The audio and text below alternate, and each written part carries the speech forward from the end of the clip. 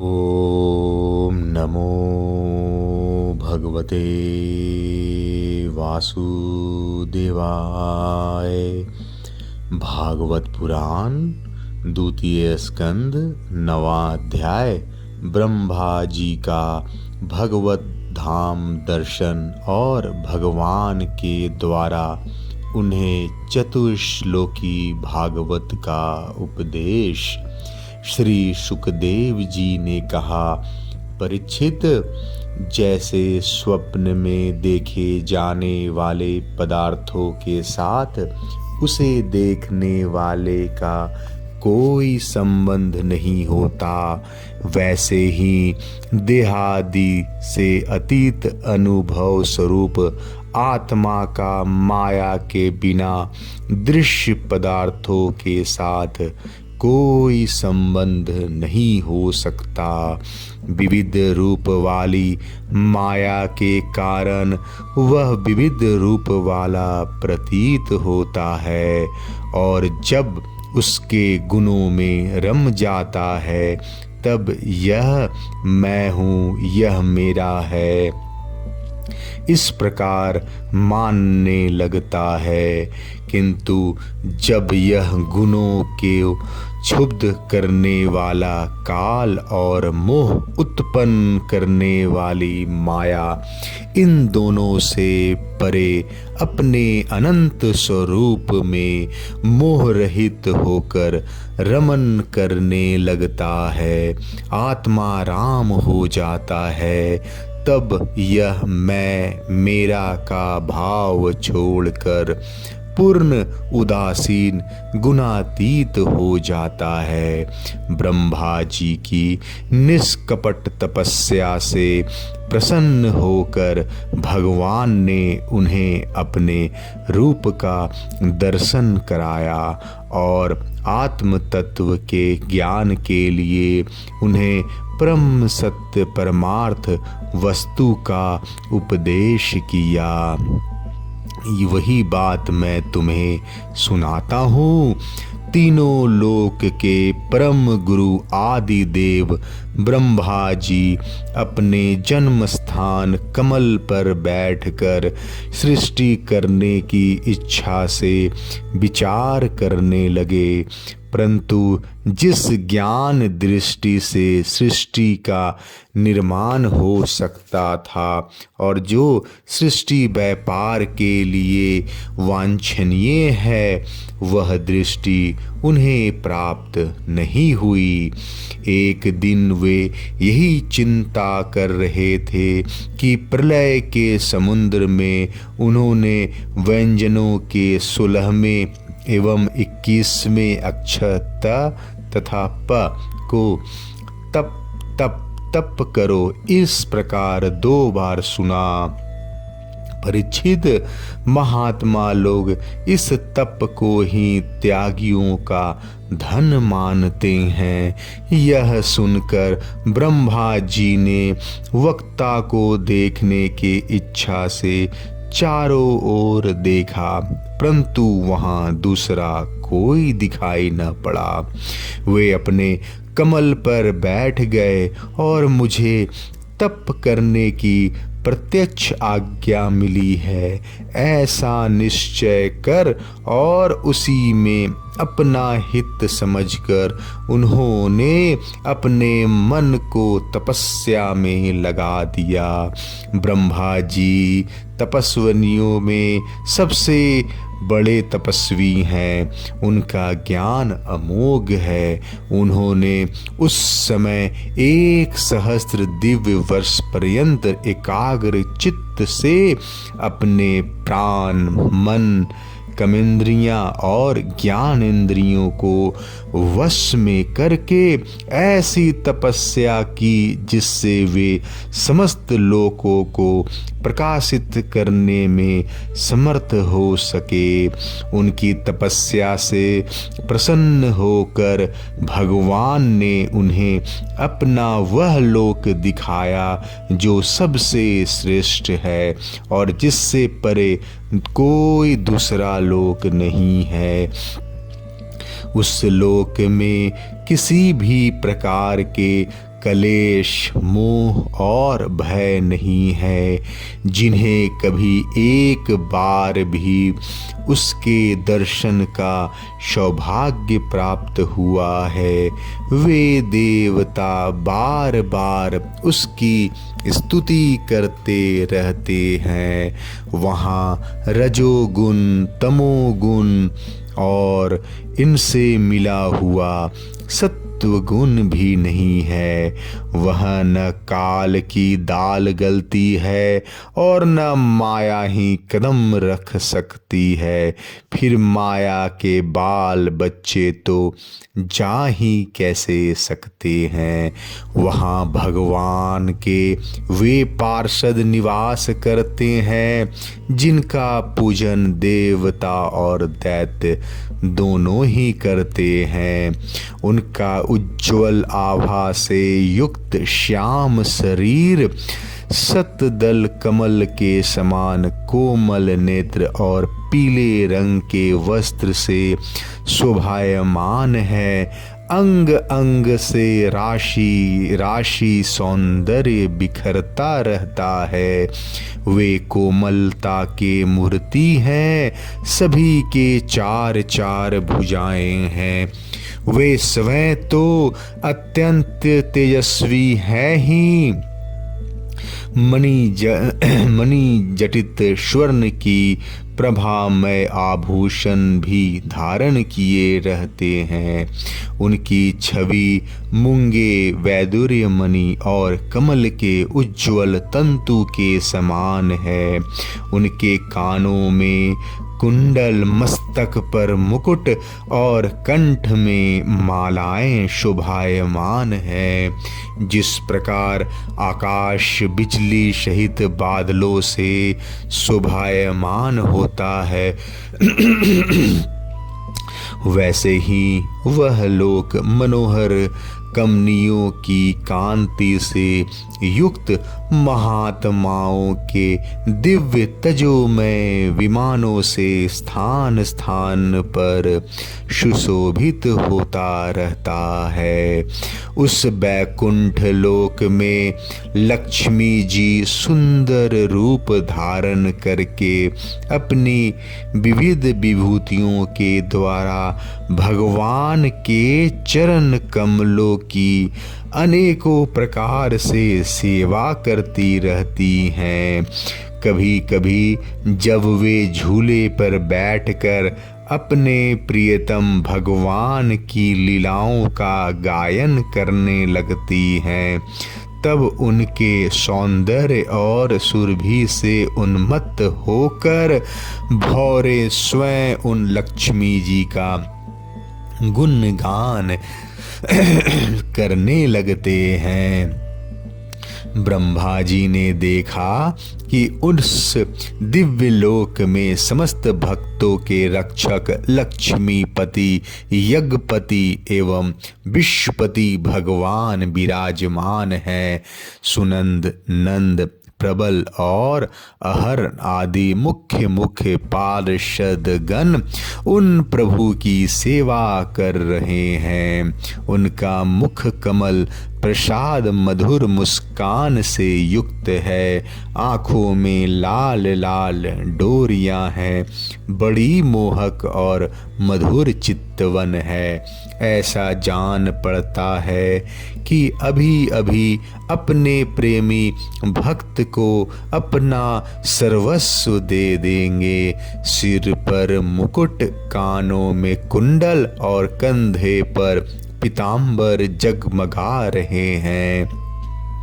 वक्षस्थल पर एक सुनहरी रेखा के रूप में श्री लक्ष्मी जी विराजमान हैं और सुंदर चार भुजाएं हैं। वे एक सर्वोत्तम और बहुमूल्य आसन पर विराजमान हैं। पुरुष, प्रकृति, महतत्व, अहंकार, मन, 10 इंद्रियां, शब्द आदि 5 तन्मात्राएं और पंचभूत, ये 25 शक्तियां मूर्तिमान होकर उनके चारों ओर खड़ी हैं। समग्र ऐश्वर्य, धर्म, कीर्ति, श्री, ज्ञान और वैराग्य, इन 6 नित्य सिद्ध स्वरूप भूत शक्तियों से वे सर्वदा युक्त रहते हैं। उनके अतिरिक्त और कहीं भी ये नित्य रूप से निवास नहीं करती। वे सर्वेश्वर प्रभु अपने नित्य आनंदमय स्वरूप में ही नित्य निरंतर निमग्न रहते हैं। उनका दर्शन करते ही ब्रह्मा जी का हृदय आनंद के उद्रेक से लबालब भर गया। शरीर पुलकित हो उठा, नेत्रों में प्रेमाश्रु झलक आए। ब्रह्मा जी ने भगवान के उन चरण कमलों में, जो परमहंसों के निवृत्ति मार्ग से प्राप्त हो सकते हैं, सिर झुकाकर प्रणाम किया। ब्रह्मा जी के प्यारे भगवान अपने प्रिय ब्रह्मा को प्रेम और दर्शन के आनंद में निमग्न, शरणागत तथा प्रजा सृष्टि के लिए आदेश देने के योग्य देखकर बहुत प्रसन्न हुए। उन्होंने ब्रह्मा जी से हाथ मिलाया तथा मंद मुस्कान से अलंकृत वाणी में कहा। भगवान ने कहा, ब्रह्मा जी, तुम्हारे हृदय में तो समस्त वेदों का ज्ञान विद्यमान है। तुमने सृष्टि रचना की इच्छा से चीरकाल तक तपस्या करके मुझे भली भांति संतुष्ट कर दिया है। मन में कपट रख कर योग साधना करने वाले मुझे कभी प्रसन्न नहीं कर सकते। तुम्हारा कल्याण हो, तुम्हारी जो अभिलाषा हो वही वर मुझसे मांग लो, क्योंकि मैं मुंह मांगी वस्तु देने में समर्थ हूँ। ब्रह्मा जी, जीव के समस्त कल्याणकारी साधनों का विश्राम पर्यवसान मेरे दर्शन में ही है। तुमने मुझे देखे बिना ही उन सुने जल में मेरी वाणी सुनकर इतनी घोर तपस्या की है। इसी से मेरी इच्छा से तुम मेरे लोक का दर्शन हुआ है। तुम उस समय सृष्टि रचना का कर्म करने में किंग कर्तव्य विमूढ़ हो रहे थे। इसी से मैंने तुम्हें तपस्या करने की आज्ञा दी थी, क्योंकि निष्पाप तपस्या मेरे हृदय है और मैं तपस्या का आत्मा हूँ। मैं तपस्या से ही इस संसार की सृष्टि करता हूँ, तपस्या से ही इसका धारण पोषण करता हूँ और फिर तपस्या से ही इसे अपने में लीन कर लेता हूँ। तपस्या मेरी एक दुर्लभ शक्ति है। ब्रह्मा जी ने कहा, भगवन, आप समस्त प्राणियों के अंतःकरण में साक्षी रूप से विराजमान रहते हैं। आप अपने अप्रतिहत ज्ञान से यह जानते ही हैं कि मैं क्या करना चाहता हूँ। नाथ, आप कृपया करके मुझ याचक की यह मांग पूरी कीजिए कि मैं रूप रहित आपके सगुण और निर्गुण दोनों का ही रूपों को जान सकूं। आप माया के स्वामी हैं।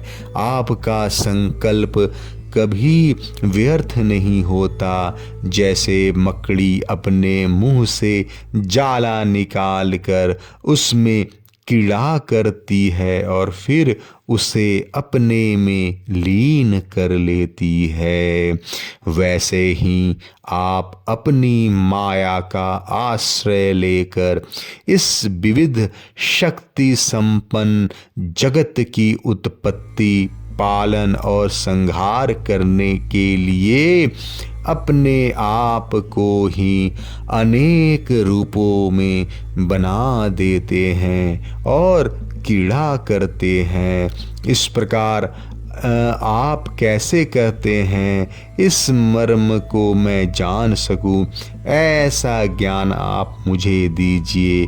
आप मुझ पर ऐसी कृपा कीजिए कि मैं सजग रहकर सावधानी से आपकी आज्ञा का पालन कर सकूं और सृष्टि की रचना करते समय भी कर्तापन आदि के अभिमान से बंध न जाऊं। प्रभु, आपने एक मित्र के समान हाथ पकड़कर मुझे अपना मित्र स्वीकार किया है। अतः जब मैं आपकी इस सेवा सृष्टि रचना में लगूं और सावधानी से पूर्व सृष्टि के गुण कर्मानुसार जीवों का विभाजन करने लगूं, तब कहीं अपने को जन्म कर्म से स्वतंत्र मानकर प्रबल अभिमान न कर बैठूं। श्री भगवान ने कहा, अनुभव, प्रेमा शक्ति और साधनों से युक्त अत्यंत गोपनीय अपने स्वरूप का ज्ञान मैं तुम्हें कहता हूँ, तुम उसे ग्रहण करो। मेरा जितना विस्तार है, मेरा जो लक्षण है, मेरे जितने और जैसे रूप गुण और लीलाएं हैं, मेरी कृपा से तुम उसका तत्व ठीक ठीक वैसा ही अनुभव करो। सृष्टि के पूर्व केवल मैं ही था, मेरे अतिरिक्त न स्थूल था और न सूक्ष्म, और न तो दोनों का कारण अज्ञान। जहाँ यह सृष्टि नहीं है वहाँ मैं ही मैं हूँ, और इस सृष्टि के रूप में जो कुछ प्रतीत हो रहा है वह भी मैं ही हूँ, और जो कुछ बच रहेगा वह भी मैं ही हूँ। वास्तव में न होने पर भी जो कुछ अनिर्वचनीय वस्तु मेरे अतिरिक्त मुझ परमात्मा में दो चंद्रमाओं की तरह मिथ्या ही प्रतीत हो रही है, अथवा विद्यमान होने पर भी आकाश मंडल के नक्षत्रों में राहु की भांति जो मेरी प्रतीति नहीं होती, इसे मेरी माया समझना चाहिए। जैसे प्राणियों के पंचभूत रहित छोटे बड़े शरीर में आकाश आदि पंच महाभूत उन शरीरों के कार्य रूप से निर्मित होने के कारण प्रवेश करते भी हैं, और पहले से ही उन स्थानों और रूपों में कारण रूप से विद्यमान रहने के कारण प्रवेश नहीं भी करते। वैसे ही उन प्राणियों के शरीर की दृष्टि से मैं उनमें आत्मा के रूप में प्रवेश किए हुए हूँ, और आत्म दृष्टि से अपने अतिरिक्त और कोई वस्तु न होने के कारण उनमें प्रविष्ट नहीं भी हूँ। यह ब्रह्म नहीं, यह ब्रह्म नहीं, इस प्रकार निषेध की पद्धति से, और यह ब्रह्म है और यह ब्रह्म है, इस अन्वय की पद्धति से यही सिद्ध होता है कि सर्वातीत एवं सर्वस्य रूप भगवान ही सर्वदा सर्वत्र स्थित हैं। वही वास्तविक तत्व है। जो आत्मा तथा अथवा परमात्मा का तत्व जानना चाहते हैं, उन्हें केवल इतना ही जानने की आवश्यकता है।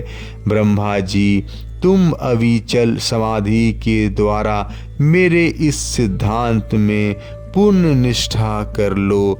इसी से तुम्हें कल्प कल्प में विविध प्रकार की सृष्टि रचना करते रहने पर भी कभी मोह नहीं होगा। श्री सुखदेव जी कहते हैं, लोक पितामह ब्रह्मा जी को इस प्रकार उपदेश देकर अजन्मा भगवान ने उनके देखते ही देखते अपने उस रूप को छिपा लिया।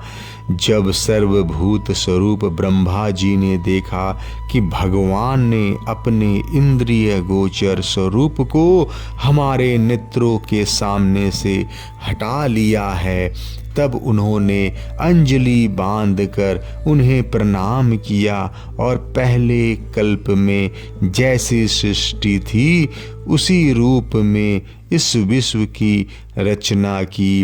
एक बार धर्मपति प्रजापति ब्रह्मा जी ने सारी जनता का कल्याण हो अपने इस स्वार्थ की पूर्ति के लिए विधि पूर्वक यम नियमों को धारण किया। उस समय उनके पुत्रों में सबसे अधिक प्रिय परम भक्त देवर्षि नारद जी ने मायापति भगवान की माया का तत्व जानने की इच्छा से बड़े संयम विनय और सौम्यता से अनुगत होकर उनकी सेवा की और उन्होंने सेवा से ब्रह्मा जी को बहुत संतुष्ट कर लिया। परीक्षित, जब देवर्षि नारद ने देखा कि मेरे लोक पितामह पिताजी मुझ पर प्रसन्न हैं, तब उन्होंने उनसे यही प्रश्न किया जो तुम मुझसे कर रहे हो। उनके प्रश्न से ब्रह्मा जी और भी प्रसन्न हुए। फिर उन्होंने यह 10 लक्षण वाले भागवत पुराण अपने पुत्र नारद को सुनाया, जिसका स्वयं भगवान ने उन्हें उपदेश किया था। परीक्षित, जिस समय मेरे परम तेजस्वी पिता सरस्वती के तट पर बैठकर परमात्मा के ध्यान में मग्न थे, उस समय देवर्षि नारद जी ने वही भागवत उन्हें सुनाया।